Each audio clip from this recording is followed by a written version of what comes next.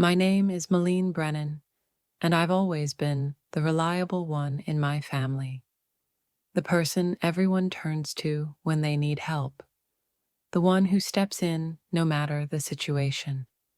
It's been that way for as long as I can recall.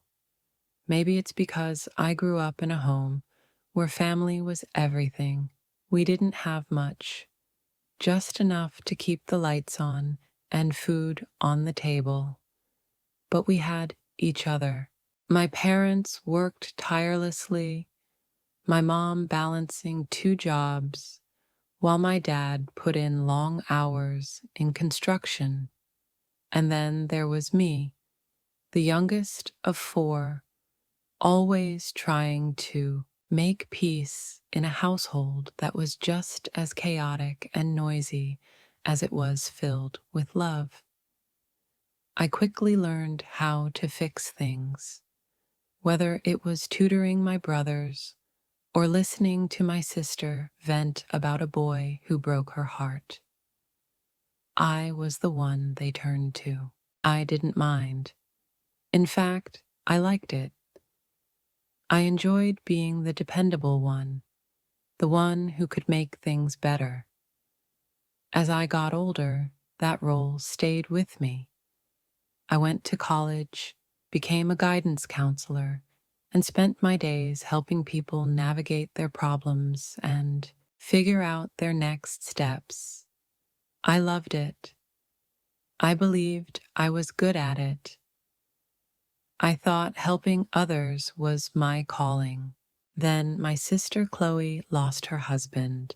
At the time, Jet was only 12, a young boy suddenly forced to grow up too fast. And Chloe, she was trying, but losing her husband shattered her. She needed someone to step in, and so did Jet. So I did. I didn't hesitate. He needed stability, and I could provide it. In the beginning, it was small things. Picking him up from soccer practice, helping him with his homework, making sure he had what he needed when Chloe couldn't. But over time, my role expanded. I was at every game, every school play, every parent-teacher meeting. I became the one he turned to when he was upset, the person he trusted to listen.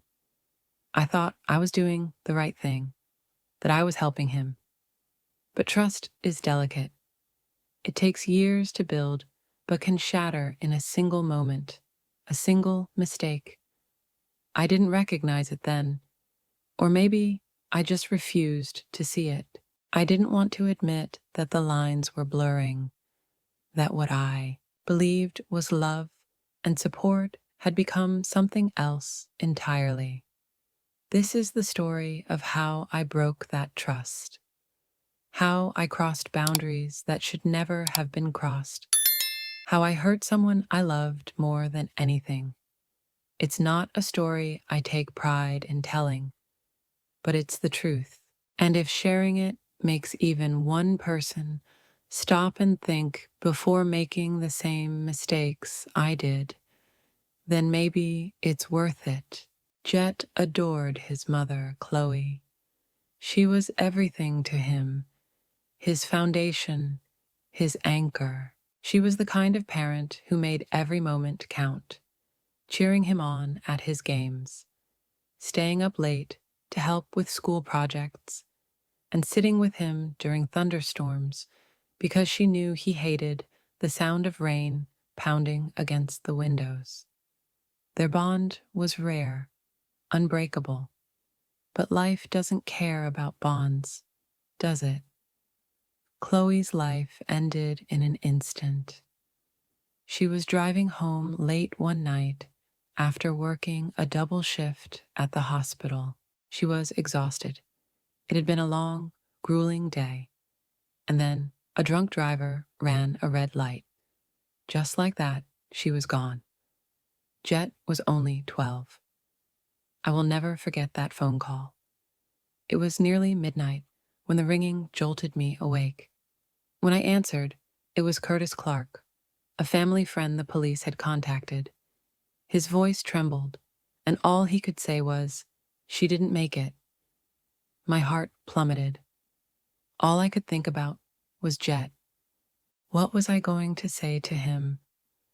How do you tell a child that the one person who meant everything to him wasn't coming back?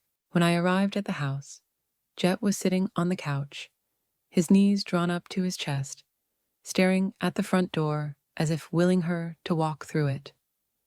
He didn't cry, not at first. He just sat there, silent and lost. When I knelt in front of him and told him the truth, it was as if the light in his eyes was extinguished. He said nothing. He simply collapsed into my arms, sobbing so hard I feared he might break apart. From that moment on, I became everything to him. His father had been absent for years, having walked away when Jet was still a toddler. Chloe had raised him on her own, and now that she was gone, there was no one left. I stepped up because someone had to. He needed me, and I wasn't about to let him down. At first, I handled the basics, ensuring he had food, clothing, and a safe place to sleep. But soon, it became so much more. Jet was drowning in his grief, unable to process it. He withdrew from his friends, his grades plummeted, and he became a shadow of the boy he once was. He was angry too, furious at the world, at the man who had taken his mother's life, and maybe even at her for leaving him, just like his father had. One night, about 6 months after Chloe's death, he finally broke his silence. I was helping him with his math homework when, out of nowhere, he blurted, "It's not fair. She was all I had." His voice wavered, and he looked up at me with tear-filled eyes. Why did she have to go? What did I do wrong? Hearing those words shattered me. I wanted to tell him it wasn't his fault, that sometimes life is simply cruel, but I knew those words wouldn't be enough. So I did the only thing I could. I pulled him into a hug and whispered, "I'm here, Jet. You're not alone. I'm here." From that moment forward, I did everything I could to fill the void Chloe had left behind. I attended every soccer match, assisted him with all his school assignments, and constantly reminded him that he was loved. But no matter what I did, I wasn't Chloe. No matter how much effort I put in, I couldn't take her place, and maybe that's when the fractures began to form. Jet relied on me for everything, calling whenever he needed help, whether it was picking an outfit for picture day or dealing with school struggles. He even started skipping outings with his friends just so he could spend more time with me. "You're the only one I can talk to, Aunt Malene," he told me once, his voice laden with both appreciation and sorrow. Hearing that made me believe I was doing something right, that I was offering him something no one else could. But not everyone saw it that way. My cousin Curtis, one of the few family members I still had regular contact with, started voicing his concerns. "You're doing an incredible job," he said one day as we sipped coffee, his tone measured. "But Jet has to learn to stand on his own. He's depending on you for everything, and that's not good for either of you." At the time, I dismissed his words. I convinced myself that Curtis didn't truly understand what Jet had been through, that he couldn't see how much Jet needed me. But looking back now, I realize he was right. I wasn't just supporting Jet, I was holding on too tightly, trying to be everything for him because I didn't know how to let go. And in doing so, I crossed boundaries that should have remained clear. I didn't see it at the time, but the fractures had already begun. Fractures in Jet's ability to grow, in my own judgment, in a relationship that, though rooted in love, was gradually becoming something it never should have been. Jet was changing. I started noticing it when he turned 15. His voice became deeper, his frame grew stronger, and the quiet, reserved boy I had spent years shielding was transforming into someone new, someone I didn't entirely recognize. I should have been proud of him, and in some ways, I was. But it also unsettled me. He was growing up, moving away from the sheltered world we had built together, and I had no idea where that would leave me. At first, the changes were small. He spent more time alone in his room, closing the door when he used to leave it open. He laughed at my jokes less, dismissed my offers to help with homework, and spent hours scrolling on his phone instead of chatting with me like he used to. I reassured myself that this was normal, that every teenager goes through phases like this. But that didn't stop the hollow ache in my chest every time he chose solitude over my company. Then he met Scarlett Larson. She was one of his classmates, bright, confident, and effortlessly magnetic in that way only 15-year-old girls can be. Jet couldn't stop mentioning her. Every other sentence was about something witty Scarlett had said in class, or how skilled she was at soccer. For the first time in years, he looked genuinely happy, and I should have been happy for him too. But instead, every time I heard her name, a tight knot twisted in my stomach. I feel like I'm losing him. I admitted to Curtis one afternoon when he dropped by for coffee. He doesn't need me anymore. Curtis studied me for a long moment before replying, his voice calm but firm. Malene, that's a good thing. Jet is growing up. He's supposed to need you less. I didn't respond, but deep down, I couldn't agree. I couldn't picture a reality where Jet didn't rely on me. I had no idea who I was without him.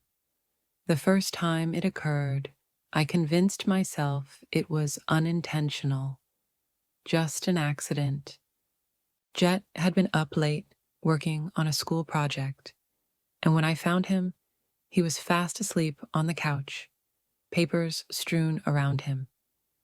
As I moved to cover him with a blanket, something I'd done countless times before, I paused. His shirt had shifted slightly, exposing a small section of his lower back. My hand hovered, lingering just a fraction of a moment too long, and something inside me changed.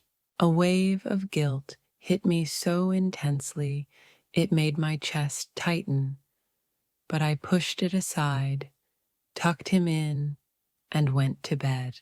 It was those seemingly insignificant moments, brief, fleeting instances that felt harmless at first, but gradually built into something much larger. A touch on his shoulder that lingered an extra second, a compliment that carried a little too much meaning. I reassured myself it was innocent, that I was simply being affectionate. But deep down, I understood the truth. The first time we crossed the line was in the kitchen. Jet had just come back from soccer practice, drenched in sweat and visibly exhausted, but his face was lit up with a wide grin. He was animatedly talking about how Scarlett had scored the game-winning goal, his excitement filling the space around us, and I couldn't take my eyes off him. His face was flushed, his damp hair clinging to his forehead, and there was something in the way he looked at me, so open, so trusting, that sent my heart racing. I don't know what came over me. One moment we were laughing, and the next I was leaning in. I kissed him. It was brief, just the lightest brush of my lips against his, but it was enough.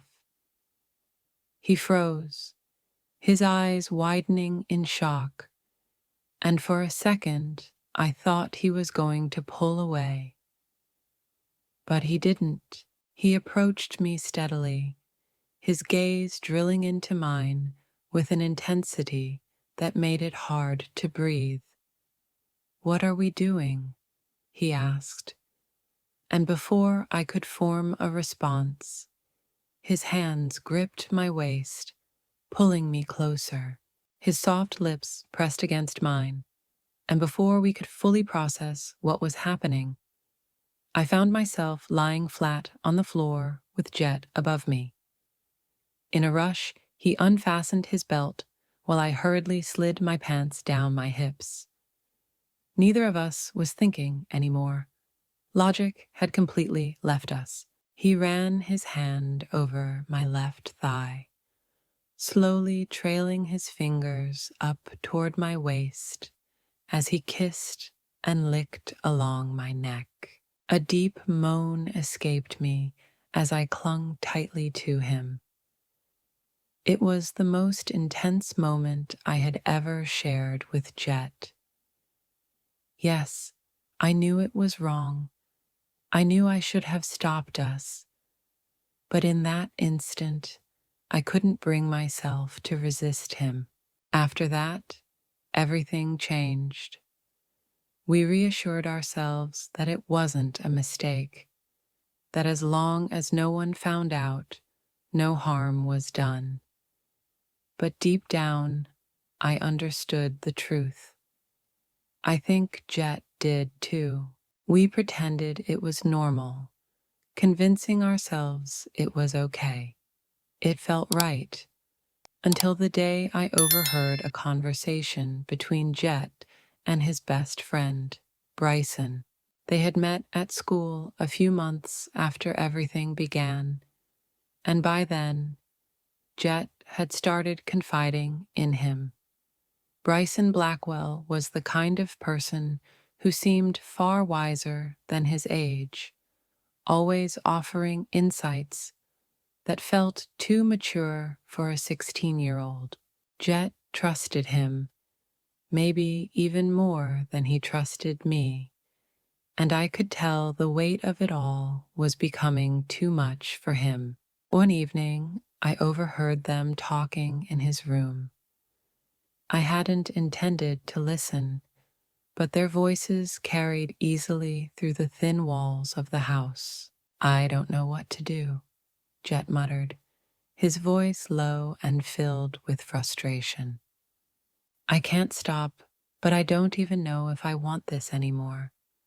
"What do you mean?" Bryson asked. Jet sighed. "It's just too much. I feel like I don't even know who I am anymore. She's always there, always everything. I can't breathe." There was a long silence before Bryson finally spoke. "You need to tell her. Tell her you need space. This isn't healthy, Jet. You know that, right?" "I can't," Jet replied, his voice breaking. "I don't want to hurt her. She's all I have." Bryson exhaled heavily. "You have to, for both of your sakes." Hearing those words felt like a physical blow. That was the moment I realized I wasn't just hurting myself. I was hurting Jet too, but I didn't know how to stop. I didn't know how to let go of the only thing that made me feel whole. For a while, things had been strained between us, but I refused to acknowledge it. Jet was drifting further and further away, locking himself in his room for hours, or spending more time with Bryson and Scarlett. The small moments we used to cherish, laughing over a movie, cooking side by side, became increasingly rare. I kept telling myself it was temporary, that he would come back to me like he always did. But deep down, I felt the distance widening, and it terrified me. One evening, I was scrolling through my phone, flipping through old pictures of Jet, photos from years ago when everything felt less complicated. I stopped at one from his 13th birthday, a wide grin on his face, cake smeared across his cheeks. At that moment, I found myself reflecting on how much had changed, how much I had given to him, and how desperately I needed him to stay close. What I didn't realize then was just how selfish that need had become. Jet was spending more time with Scarlett, and it was driving me mad. He would come home from school, barely say a word to me, and then leave again to meet up with her. One evening, he casually mentioned that she had invited him to a party over the weekend. I could hear the excitement in his voice, but all I felt was sheer panic. "Are you sure that's a good idea?" I asked, struggling to keep my voice even. Parties at your age, they can get out of control. Jet shot me a look I'd never seen before, a mixture of frustration and disappointment. "It's just a party, Aunt Malene. Scarlett's parents are going to be there. It's not a big deal. But what if—" He cut me off before I could finish. What if what? Can't I have a life of my own? You don't have to worry about me, Aunt Malene. I'm not a kid anymore. I froze. He had never spoken to me like that before, and it stung more than I wanted to admit. "I'm just trying to look out for you," I murmured. He exhaled sharply, rubbing the back of his neck. "I know, but it feels like, I don't know. I have to go. I'll see you in the morning." That was the end of the conversation, but it lingered with me for the rest of the night. I lay awake, his words playing on a loop in my mind. Can I have a life of my own? I knew he was right. I had been holding on too tightly, afraid that if I let him go, I would lose him forever. A few days later, the tension finally reached its peak. Jet had just gotten home after spending time with Bryson, and I could sense something was wrong. He barely acknowledged me as he walked past, heading straight to his room. I hesitated, then followed, knocking softly before pushing the door open. "Hey," I said gently, "you okay?" He didn't respond right away.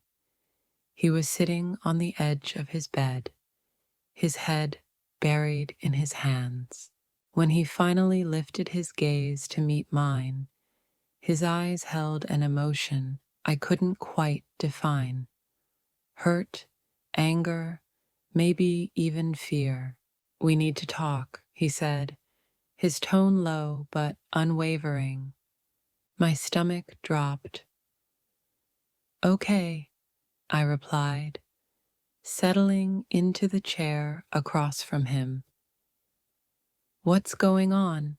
He took a deep breath, and for a brief moment, I thought he might change his mind. But then he spoke, and his words felt like a blow straight to my chest. "I don't even know how to say this, but for a long time, I felt like I couldn't say no to you," he admitted, his voice trembling, "like I didn't have a choice, and it's killing me." I stared at him, completely blindsided. "Jet, I don't understand." He looked away, his jaw clenching. "I've been trying to make sense of this for months. Why I feel the way I do. Why I keep going along with things I don't actually want. And I think it's because I don't want to disappoint you. But I can't keep doing this." His words hung between us, heavy and suffocating. I wanted to tell him he was wrong, that everything between us had been mutual, consensual, but deep down, I knew the truth. I had crossed boundaries that should have never been crossed, and now I was witnessing the damage unfold right in front of me. After he left the room, I sat there for what felt like hours, replaying every second of our conversation in my mind. How had I let things go this far? How had I convinced myself that what I was doing was okay?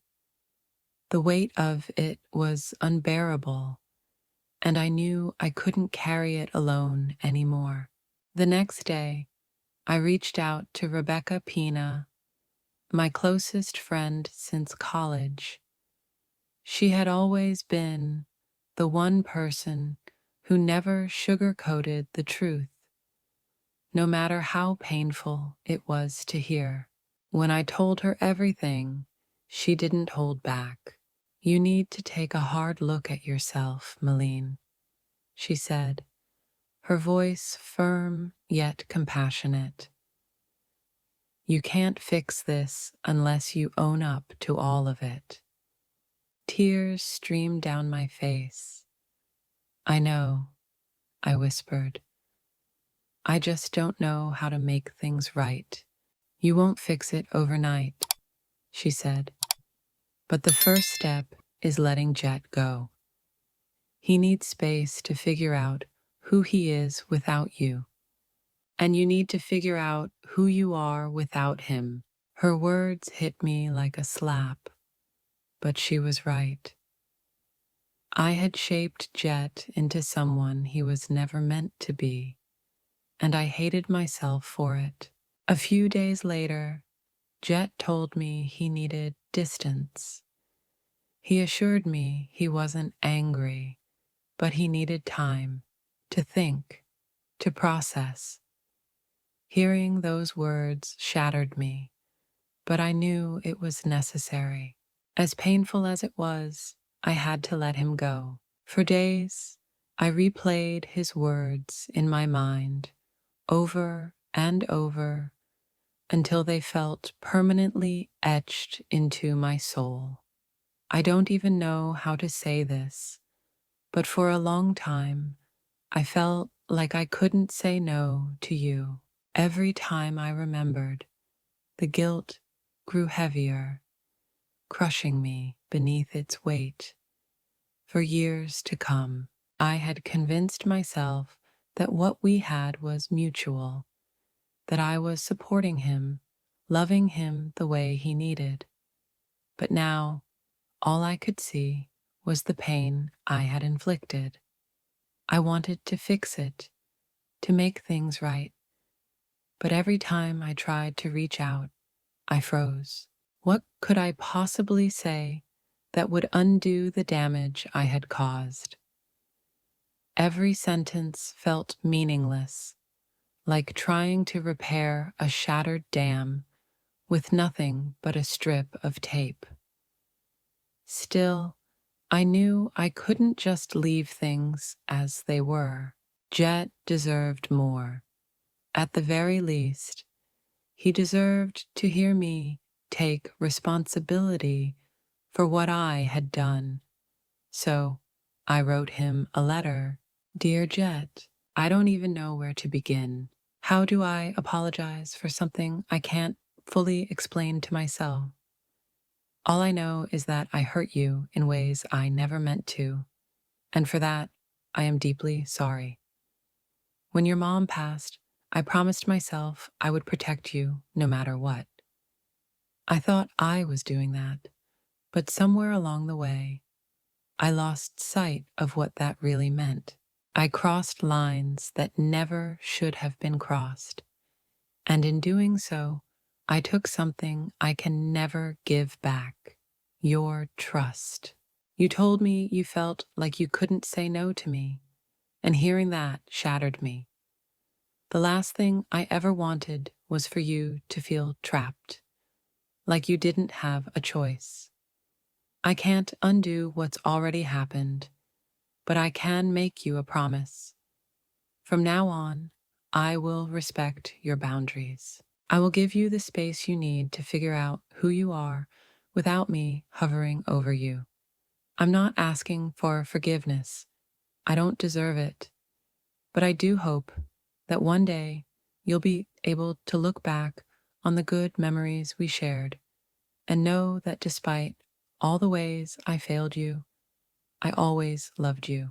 I'm so sorry, Jet, for everything. Love, Aunt Meline. I placed the letter on his desk one morning while he was out with Bryson.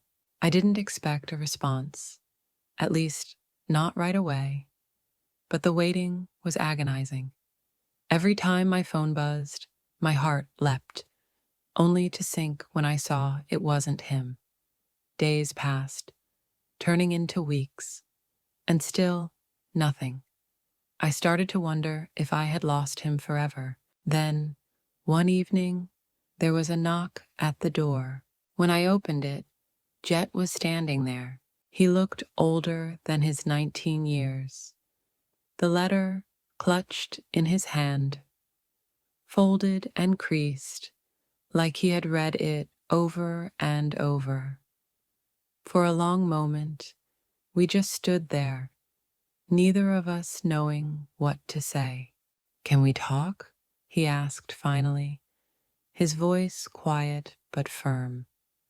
I nodded and stepped aside to let him in. We sat in the living room, the silence stretching between us like an unbridgeable gap. Then, at last, he spoke. "I've been thinking a lot," he said, staring down at the letter. "About us, about everything. And I don't know if things will ever go back to how they were." His words stung, but I knew they were the truth. "I don't expect them to," I admitted softly. "I just want you to know that I'm here, whatever you need. Whether that's space, time, or nothing at all, I'll respect it." He finally looked up at me then, and for the first time in what felt like forever, I caught a glimpse of the boy I used to know. "I'm willing to try," he said, "to rebuild, but it's going to take time." "That's all I could ever ask for," I whispered, my voice unsteady. We sat there for a while, neither of us saying much, just sharing the space in a way that felt delicate but hopeful. It wasn't a resolution, not really. More like a beginning, uncertain, fragile, but real. I'd love to say that's where the story ends, but the truth is, I don't know what happens next. I'm still figuring it out, still trying to understand how I let things go this far and how to move forward. I know I've made mistakes, ones I can never fully undo, but I want to try. For Jet, for myself, for the chance to be better. So now, I turn to you. What do you do when you've broken someone you love? How do you make amends for something that feels beyond forgiveness? I don't have the answers. Maybe you do. If you've ever been in a situation like this, or even if you haven't, what would you do? How would you fix it? Please share your thoughts in the comments below. I'm here to listen, to learn, and to grow. And before you go, if this story meant something to you, if it made you think, I'd love for you to like this video. It not only lets me know you're here, but it also helps this message reach others who might need to hear it. If someone in your life could benefit from this conversation, share this video with them. And don't forget to subscribe. This isn't the end of my journey. I want you to be part of it as we move forward together. Thank you for being here. Thank you for being part of this conversation. Your thoughts and your insights mean more than you know.